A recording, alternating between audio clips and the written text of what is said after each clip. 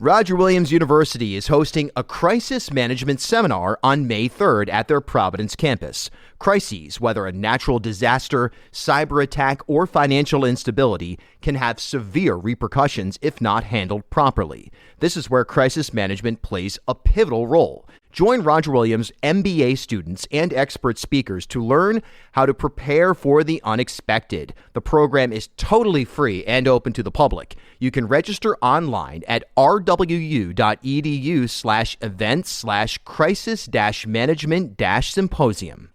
This is the Bartholomew Town Podcast. Hi, everybody. My name is Shajehan Khan. I am based in Boston on the beach near the airport. If anybody's ever been to Boston, we literally live right near the airport. I'm a lot of things. I'm a guitarist with Providence's Ravi Chevy. I'm an actor, voiceover artist.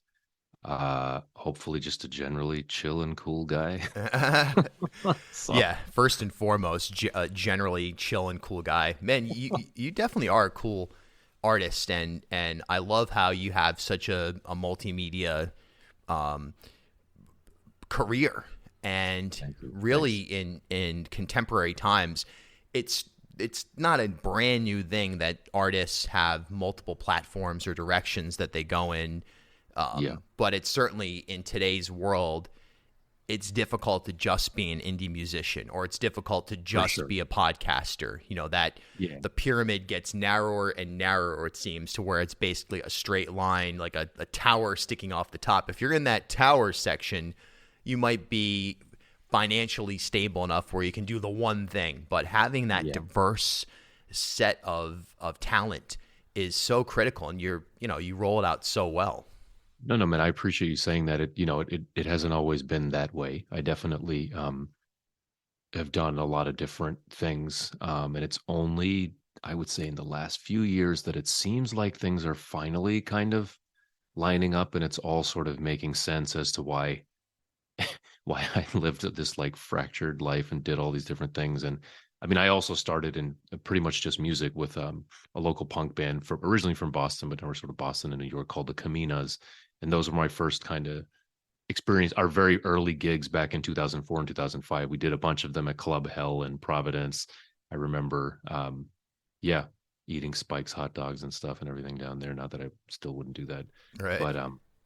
But yeah, man, and I totally agree with you. And I've been really fortunate in the last couple of years to hop on with this really cool media company I've started working with that a childhood friend of mine started. And so that's like enabled me to do all sorts of other cool stuff, like, the podcast that you spoke about. I think you probably were mentioning my King of the World series.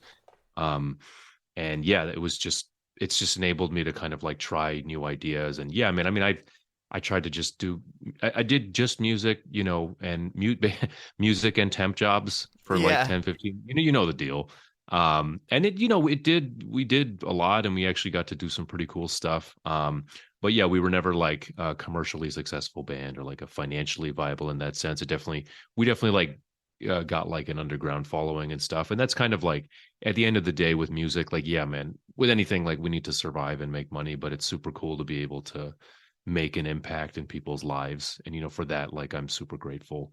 But yeah, the last few years have really been eye-opening in terms of trying new stuff, and the acting stuff too. Like, I've always kind of been into it. It's just like music not got in the way, but I just was more into that for a while, and then I took some time off. A lot of like, I got sober almost 12 years ago, and very cool. So in between, and going back to school, I got a master's. So actually, I worked in behavioral health research too. Like in between all this stuff, so worn many different hats. Yeah. Well, you mentioned I was in New York for a decade, and I had sort of a similar, or maybe even still, you could say, have a similar place in music where, you pop up for a moment and it's like, oh, you got this TV thing, or you got this film placement, or you got booked on this festival or this tour. And it all seems like, great, it's finally happening. Like, I'm no longer going to be working temp jobs. I'm just going to it's happening. But then the reality is that to sustain something in that world, it is really difficult, and it doesn't really speak to, I don't think anyway, at least I tell myself, it doesn't speak to the project or the viability of the project or the impact that you've had on people. It's just It's just the kind of way the it way it is, is. man. Yeah. I mean, I always tell this funny story about, so the first time my other band Caminas toured Europe, we got to go play these two massive festivals. And in between that, we got to do like a live session. This is back in 2009 or 10 at BBC's Maida Vale Studios. And I remember going in there doing the thing, and like there's like five people moving your amp and this and that, and like it's the coolest thing ever. And you're like, oh my God, Jimi Hendrix recorded here. And then after the thing was over, we were all literally like had nowhere to stay that night. Yeah, So right. we were like sitting outside. I remember this very well, just like sitting on my guitar case in the road. Like we literally did not know what we were gonna do that night. And then luckily a friend came through for us, and but no, I know what you're talking about. Yeah, it's a challenge. And there's also something I encountered more on the early side of my music journey was there's a temptation or sometimes influences that come along. Like I was briefly signed to this management agency, and their whole thing was like, well, that experimental indie thing that you do, that's cool. Save that for the coffee shop open mic. But we want to take you in this other direction. And we think that if you pair up with certain songwriters and if you wear certain clothes, that we can make you into some kind of pop artist. And you're like, boy, that life seems so unauthentic and unfulfilling. Yeah. And having attempted it for only 6 months really before it was like, yeah, let me get out of this and start a DIY venue with my friends. It's like that world is, geez, I don't know. I don't know that I'm built for it. I don't know many of the true indie artists that are out there that could say, you know what, all right, let me go this other direction and try to be some kind of radio friendly commercial artist, at least try that route. So that way I can make, theoretically a bunch of money and then go retire to some beach. Like that doesn't even sound as much fun as the variety of projects that are out there. Yeah, I think another thing that I realized a little bit later in life, and actually I have a friend acquaintance. I guess we don't, we're not like super close, but he's sort of I would say like a mentor of mine in both as a person in long-term recovery and in the music business. He said to me a few years ago, like when I was kind of struggling in between, my punk band was not doing as much as we had a couple of different bursts, and our sort of like post 2014 5-year burst of touring and everything was kind of like winding down. I was trying to I was going to be, I didn't know what else I was going to do. And he was like, man, like you have to get over this idea of like, if the art isn't sustaining me, that I'm not a true artist or something, like that, like just because you have a job, like doesn't means you're like, you didn't make it. You know what I mean? Like, and that kind of, these are maybe things that we tell ourselves, when we compare ourselves to other people or whatever. But like, honestly, like now in terms of what I'm doing, all the different things I'm doing, actually like doing other stuff is just as like I've realized that like when it comes to music, for example, as long as I'm in some, because I'm not like necessarily like a songwriter.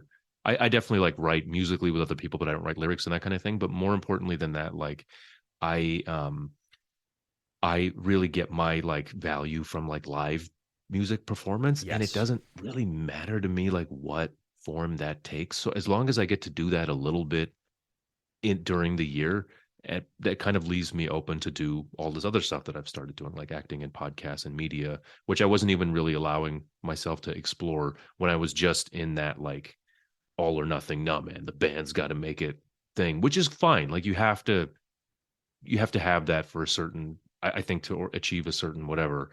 And maybe that's just like part of being like a young, like angry dude or whatever. Right. But I'm just, it's something that it's taken me a little while to realize. Yeah, I think more artists need to hear that and realize that. And I would agree. There was a moment for me where I woke up on a floor in Buffalo, and it was a pretty good show the night before. It was like it was. I thought you were going to say, and it was a pretty good floor. It was definitely it was a pretty like good yoga floor. Mat on it. It was carpeted, if I remember correctly. But it was like, okay, where are we going?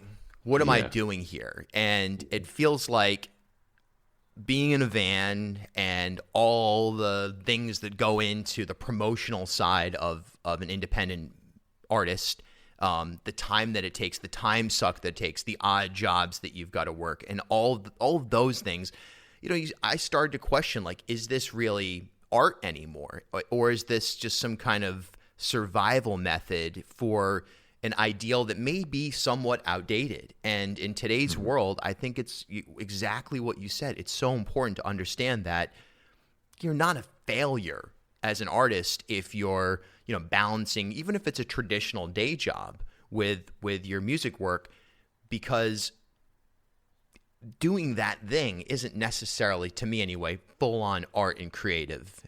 Doing the indie band thing full time, like you said, paying for things with quarters, trying to find a falafel, squatting, whatever type of life you're living. And for someone like you've had success in these other arenas that have brought people back to you, and now they're interested in your music, and they're interested in you, the artist, you, the character, not you, the fictional ideal of the alternative band on the road. Yeah, absolutely. Absolutely. That's a great point. And I think with my previous band, we're still technically together. It's just been 20, we're playing this summer for the first time in probably a year or two. We're kind of all spread out now, the Caminas. But yeah, we also sort of were attached to this kind of social movement, which also had its own sort of pitfalls. We were like, back in the 2000s, we were one of these first like Muslim punk bands, and then and it was cool to get attention and whatever, but then it also became problematic because then it was like, are we just like a story, or do people really give a shit about the music, blah, blah, blah. But it all kind of like worked out. But yeah, no, you're absolutely right about that. One thing that has popped up recently, it definitely caught my attention, is that you were on the show Succession, which I'm not a TV person. I don't even own a television. That's actually not true. I do now have a physical television, but yeah, I don't have like TV. I have like the apps. Totally. Basically. I haven't had it since 2006. That's the last time I had like a cable connection. And honestly, very few series have, I don't spend a lot of time with series, but Succession is something, it just caught my attention when it first came out. I kind of loved it. I loved the New York aspect of it. Some of my temp jobs were at like hedge funds and places like that. So I kind of have an insight into these characters. So I really like the show. It's actually something I enjoy watching and look forward to every Sunday night to watch it. And, your role was awesome. Like it was this perfect summary of the elite, the New York, Washington, D.C.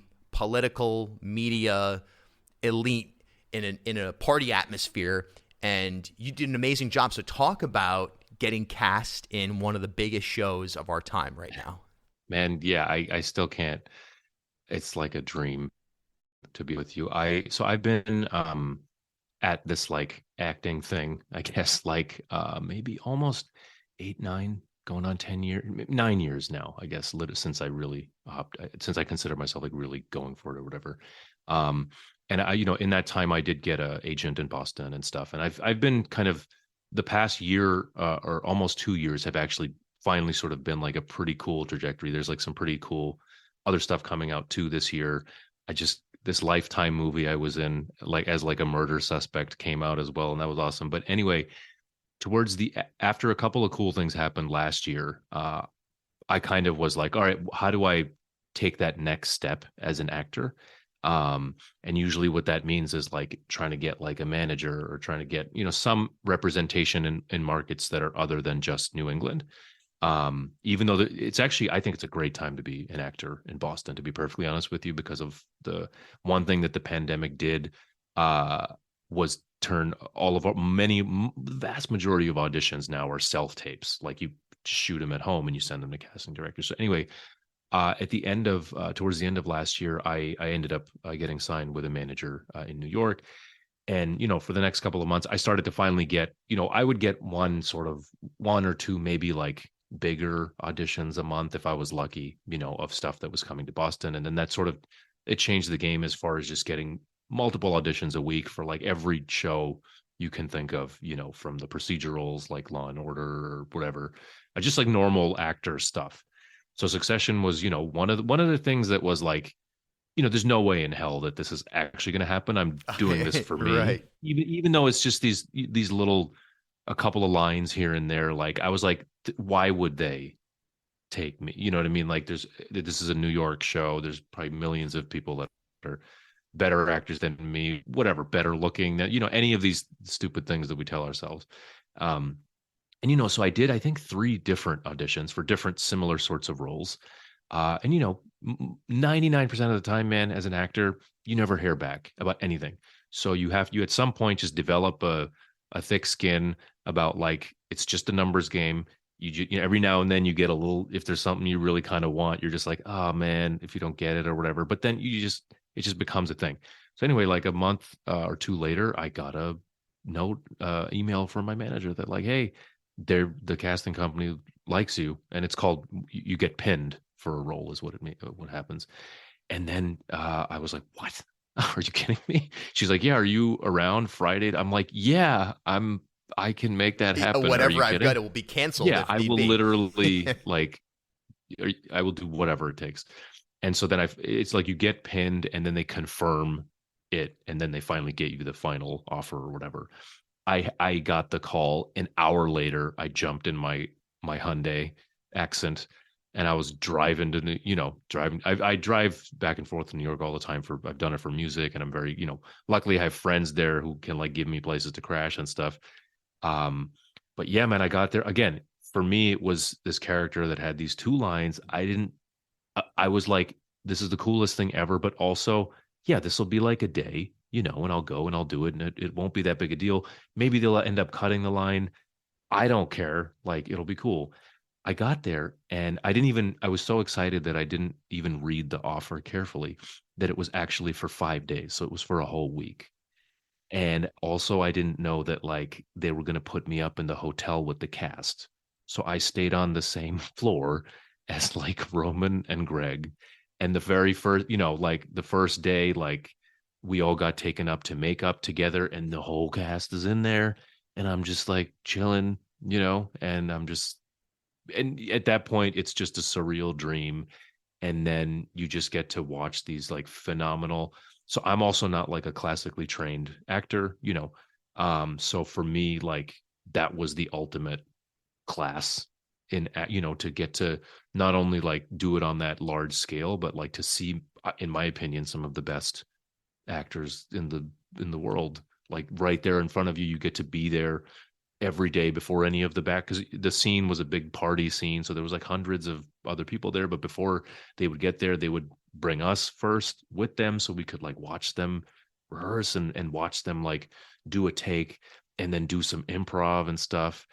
And then, yeah, again, I, like, did my line, didn't think too much of it. I mean, in the sense that I was like, okay, yeah, it'll be in there, I'll be a blip or whatever, but still, it's the coolest thing ever. But really, like, deep down inside, I was like, whatever, it's done.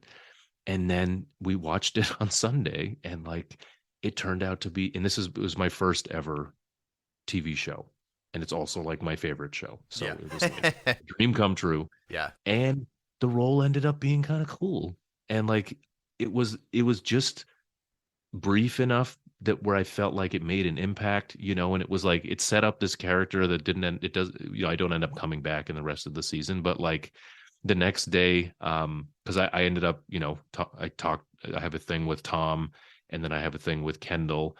And then, like, the next day, I think there was some, like, write up in Vogue about the 7 best lines from the episode. And one of them was when Kendall is addressing my character, Len. So, like, I had, just the coolest possible outcome. And I'm just so, like, grateful. I still can't believe that it happened. And it's really helped me, like, yeah, it's taken a long time, but it finally sort of feels like, oh man, like, maybe this is something I could do, Hmm. but it's okay, because I do lots of other stuff, and it's just like, it can just be something else that I do that I'm good at. And I'm not going to just define myself by that, because I kind of did that with music before, you know what I mean? So, like, I want to just, be open to, like, whatever's coming.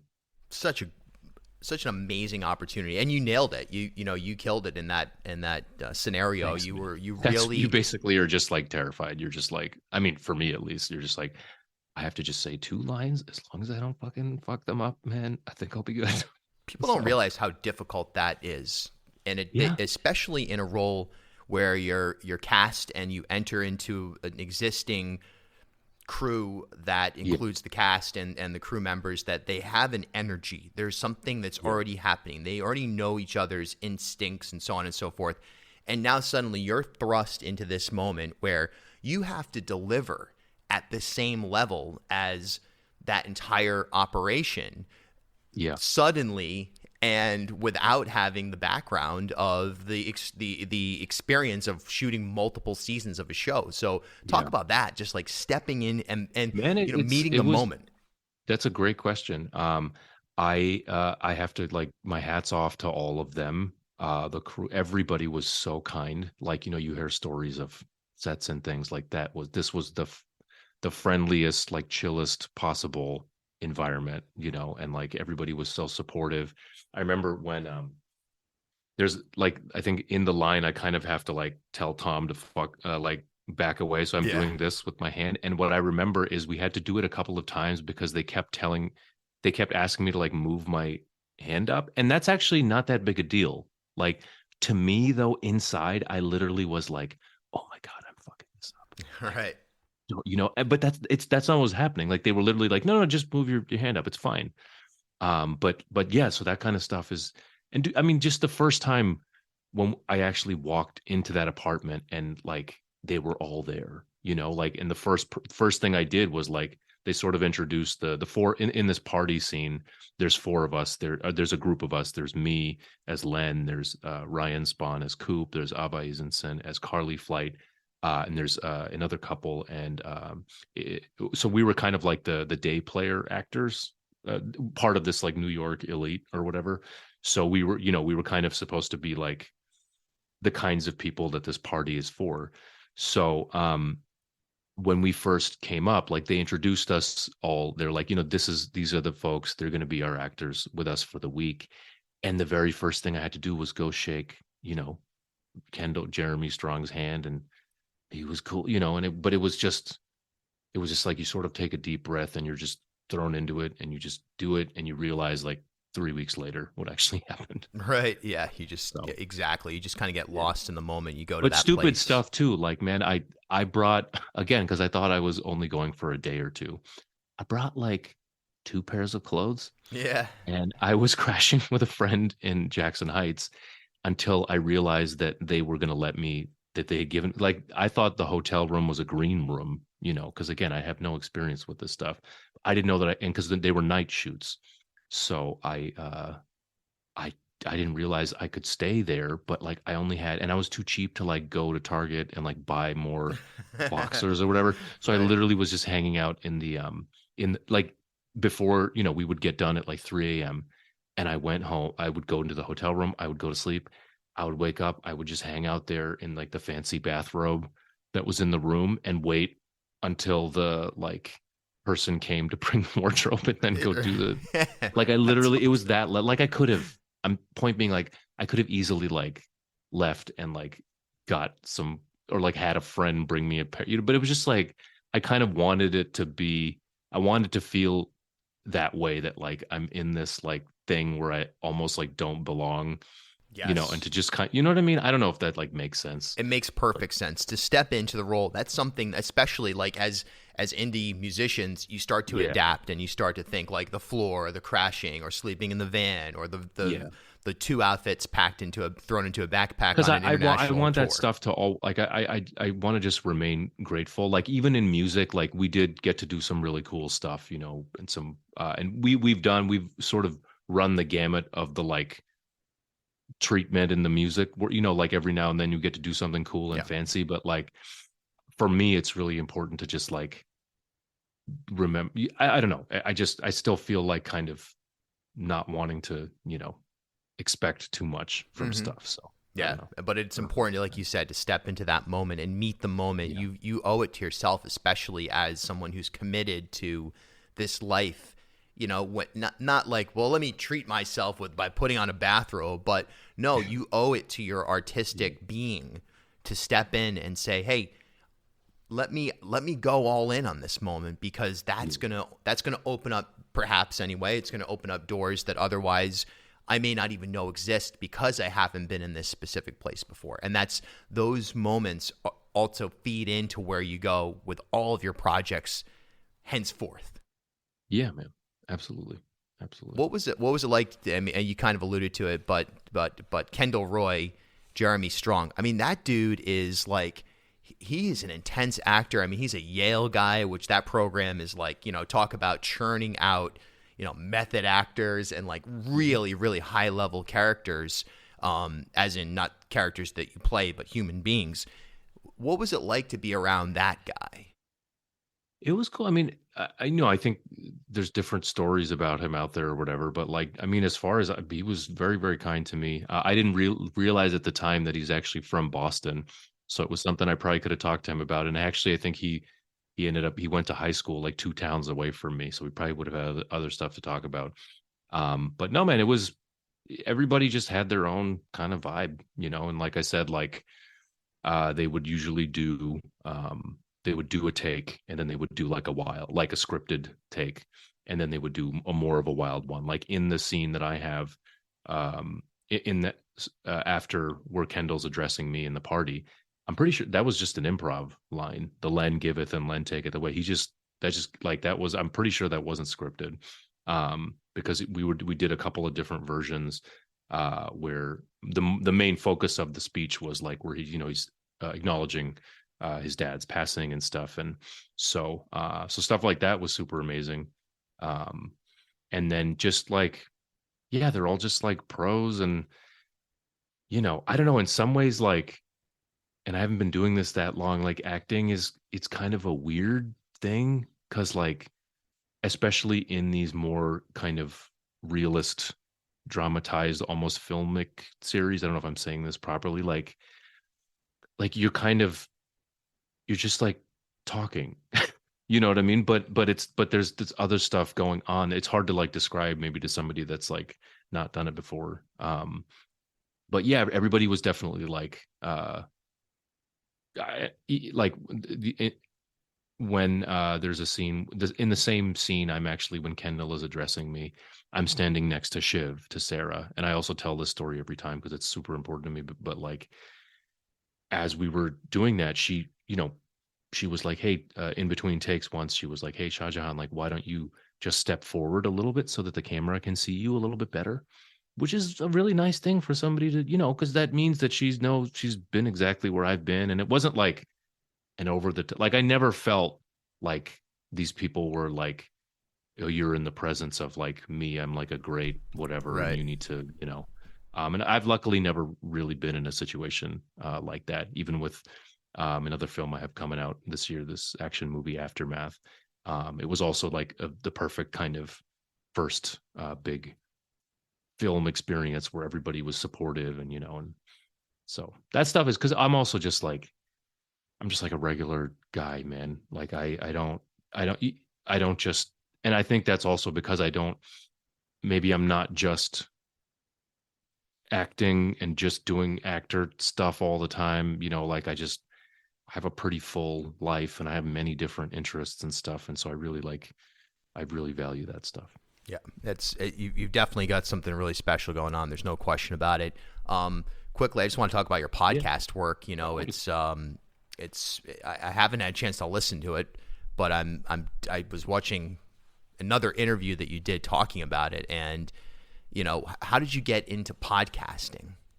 Yeah, so our company Rafaelion Media was started by our CEO Asad Butt.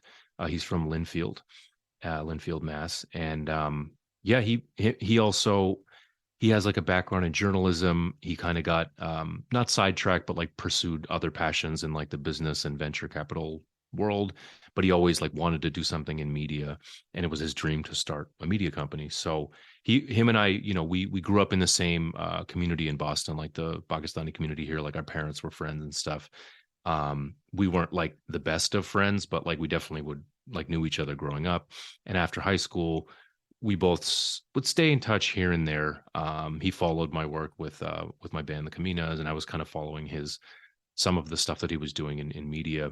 And then just towards the end of 2020, he asked me right as I was really wanting to quit my research job because it was a little bit too, it was taken away from the creative stuff I felt. Um, he basically approached me with this idea. He was like, hey, so, 2021 is the 20th anniversary of 9/11. And like, I've been wanting to do some kind of like podcast on the American Muslim experience with that. Would you want to host a show? Like, I know you've never done it. I've never done like a mini series type thing. Maybe we can just like learn together. I can pay you for 6 months at least. So maybe I was like, well, this is great because I'm about to quit my job and I'm just like doing deliveries on the weekends. So I need something to do. Uh, and yeah, man, we just kind of went for it. We ended up building a cool, small, but like very talented team. And it turned out really good. Like we literally, dude, we didn't know what we were doing. Right. Like when I say, I'm not saying not I don't want to say that we didn't know anything, but in terms of like whatever the right way to do stuff is, like we just invented it. We did it in Google Docs and made our own system of color coding stuff. And he originally, his idea was to do a little bit more of like a reporting sort of journalism style show, but then both of us kind of realized together that like my life in the previous 20 years actually served as a good kind of uh, a narrative arc that we could follow. And yeah, we just started building episodes. And then, I mean, podcasting is also weird. I'm sure you know this, where like there's so many out there, there's so much content. So like we didn't do well in terms of like downloads or metrics, but like I got nominated for best host alongside like Malcolm Gladwell and people from NPR at the Ambies, which are kind of like the podcast equivalent of the Oscars. And we were nominated for like best host and best sound. So all this like cool stuff happened with it there. And then from that, we were able to kind of have that serve as a proof of concept to garner some investment for our media company. So now we have a slate of podcasts. I'm helping to produce another one this summer. We're actually doing this film competition. So we've always wanted to get into films and producing. That's sort of been like the end goal as well. So we're finally going to we currently have an open call for scripts, short scripts and screenplays, in this case, focused on like the Muslim American community. So we're producing 8 short films this year, eventually a feature too, which then from there we'll hopefully try to, just have more people invest in it to just be. And luckily, like Asad's attitude at Rafelion is like to just try stuff, and because he comes from that kind of like startup sort of world, so he's very comfortable with like, okay, like if one idea doesn't work, doesn't make money, that's okay, like as long as we'll eventually we'll get something. So it's super cool, man. I'm so thankful to him for like having me along for this ride, and it's really gratifying and empowering to finally feel like there's an avenue for like all the crazy shit that's like flowing around in my head. It really, yeah, I completely identify with that as well. It's like the for me, podcasting was like, I'd always loved broadcast journalism and all of that whole world. But being a musician, and I just got off that track, and I moved back to Providence, or actually first I love Newport. Providence. Providence is amazing, right? I want to give a huge shout out to Providence, Rhode Island, which has become my second home in the past 2 years since joining Ravi Shavi. I'm there every week for rehearsals now, either with Ravi Shavi or also Rafe's solo project, which we're touring this summer, called Kitchen Weapons. We're super psyched. We're going to be touring with Deer Tick, and Chris and Dennis actually from Deer Tick are playing with us, as well as Liz Eisenberg. Providence is my second home, man. You guys have so much better food.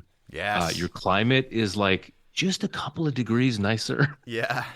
At least, and I don't know if it's just because the grass is always greener. I just feel like people are a little chiller.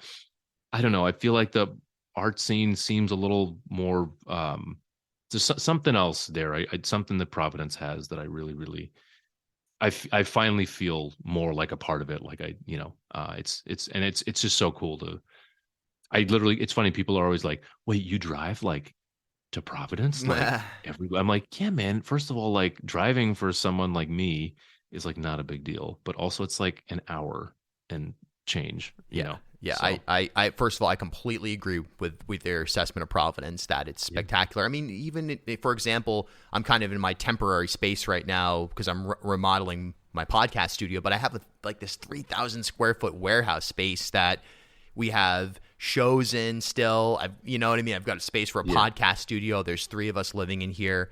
And awesome. where would that be in Boston or New York? It wouldn't even exist. It's not even comprehensible. And I mean, when I first moved to Brooklyn, we were living in those types of spaces, but now they're luxury lofts with like, you know, cute names. It's completely disappeared in that regard. So Providence is it has a great artistic scene, a lot of great people. There's a lot of news that comes out of here. But then, as you alluded to, proximity. You know, I drive to New York. I don't want to say I was there the last 2 weekends for shows. I'm frequently there, and I don't think twice about it. It's, you know, I'd much rather live here and work in New York, either with music or with other, you know, with radio or whatever the case may be, and just drive in and back. And that pipeline, similar to the Boston to Providence pipeline, that's something it's sort of its own creative economy that makes a lot. I think it makes a lot of sense to be here, and as long as you're willing to do the drive or take the train or whatever if the case may be, then this is a great place. And you're definitely I feel like you're a fixture of Providence. Maybe it's because you're in like such a prominent band. And if I'm in Nolan's on Tuesday nights now. There you go. Exactly. Guys, so, yeah. Totally. That's the signature. Look, man, you're super cool, and I love your work. I really identify with your approach in the multimedia type of angle, and really going for it and getting into the major league stuff. It's super impressive. I know how much dedication it takes to keep pursuing. I'm guessing you're in your 30s, and I'll be 40 this year. Yeah. So, dude, hats off. It's keeping it going is so difficult, and you deserve credit for that, because that's a breakthrough. That's a breakthrough moment to get on a huge show like Succession. And not to discount any of the other work that you've done, because it's also significant, but a lot of people give up in their 20s. A lot of people give up when they don't graduate from some acting school or whatever, and 2 years later. And no, look, man, it felt like I gave up a couple of times, but I just didn't, you know. So, yeah. At HealthSource RI for Employers, we provide access to health insurance to more than 1,100 local businesses and nonprofits, and 96% of them renew through us every year. Maybe it's our choice of 19 different health plans, our 10 years of customizing solutions, or our one local team of dedicated experts helping employers find quality health insurance. See how our numbers stack up for you. Learn more at healthsourceri.com/employers.